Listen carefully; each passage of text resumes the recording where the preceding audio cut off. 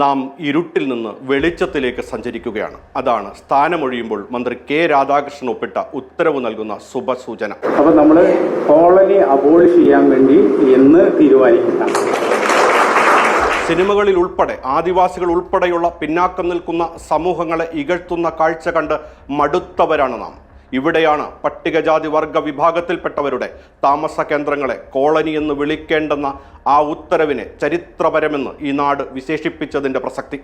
സങ്കേതം, ഊര് എന്നിങ്ങനെയൊന്നും വിളിക്കരുതെന്നും ഉത്തരവിൽ പറയുന്നു. ഇത്തരം പേരുകൾ അവിടങ്ങളിൽ പാർക്കുന്നവരിൽ ആത്മനിന്ദയും അപകർഷബോധവും സൃഷ്ടിക്കുമെന്നതിനാലാണ് നടപടി.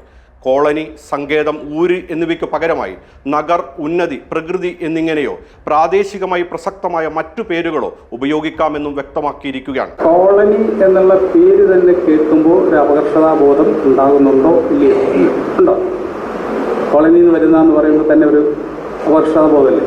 ബ്രിട്ടീഷുകാരുടെ കോളനിയായിരുന്ന നമ്മുടെ രാജ്യം തന്നെ ഇത്തരം അടിമത്തം അനുഭവിച്ചതാണല്ലോ എന്ന് കെ രാധാകൃഷ്ണൻ ഓർമ്മിപ്പിക്കുന്നു.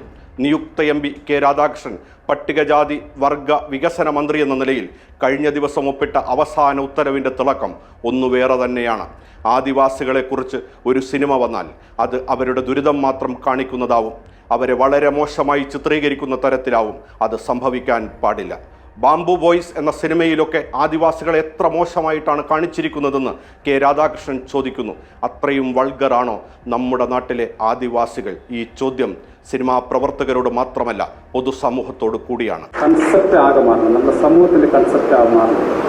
ഒരു സോഷ്യൽ സപ്പോർട്ട് ഇവർക്ക് കൊടുക്കേണ്ടതാണ് എന്നുള്ള ഒരു കൺസെപ്റ്റിലേക്ക് നമ്മുടെ സമൂഹത്തെ ആകെ എത്തിക്കാനും ഒരു പരിധിവരെ നമുക്ക് കഴിഞ്ഞു. സാമൂഹിക ജനാധിപത്യം, സാമ്പത്തിക ജനാധിപത്യം, രാഷ്ട്രീയ ജനാധിപത്യം എന്നിവയുടെ സംയോഗമാണ് യഥാർത്ഥ ജനാധിപത്യമെന്ന് ഡോക്ടർ BR അംബേദ്കർ പറഞ്ഞു വെച്ചിട്ടുണ്ട്.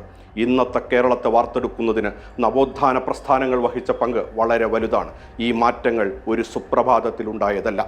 പന്തിഭോജനം, വില്ലുവണ്ടി യാത്ര, ക്ഷേത്രപ്രവേശന വിളംബരം, ഇതിൻ്റെ തുടർച്ചയായി ഭൂപരിഷ്കരണവും വിദ്യാഭ്യാസ പരിഷ്കാരങ്ങളും ഉണ്ടായി.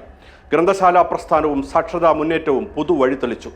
ഭാഷ ആശയവിനിമയ ഉപാധി എന്നതിലുപരി രാഷ്ട്രീയം കൂടിയായി മാറിയ സാഹചര്യത്തിലാണ് നാം ജീവിക്കുന്നത്. എല്ലാവരെയും തുല്യമായി പരിഗണിക്കുന്ന ഭാഷയാണ് കാലം ആവശ്യപ്പെടുന്നത്.